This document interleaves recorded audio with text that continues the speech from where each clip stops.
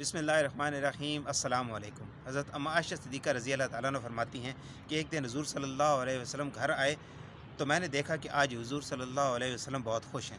حضور صلی اللہ علیہ وسلم جلدی میں کوئی چیز اٹھا کر جانے لگے تو میں نے رستہ روک لیا۔ میں نے نہیں جانے دینا۔ حضور صلی اللہ علیہ وسلم نے کہا، عائشہ میرا کوئی انتظار کر رہا ہے۔ اما عائشہ نے کہا کہ حضور صلی اللہ علیہ وسلم لوگ تو آئے ہی رہتے ہیں، میری بھی بات سن لیں۔ حضور صلی اللہ علیہ وسلم نے فرمایا، اچھا بتاؤ کیا بات ہے؟ تو اما عائشہ رضی اللہ تعالیٰ عنہ نے بتایا کہ مجھے میرے والد نے کہا تھا کہ جس دن حضور صلی اللہ علیہ وآلہ وسلم کو خوش دیکھو تو میری اور اپنی بخشش کی دعا کروانا۔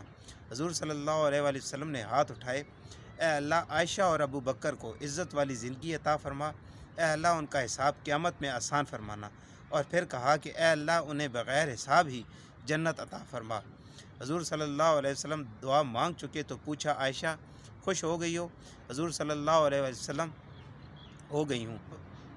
حضور صلی اللہ علیہ وسلم اٹھ کر جانے لگے تو واپس لوٹ آئے اور کہا، عائشہ میری دعا سن کر رو رہی ہو؟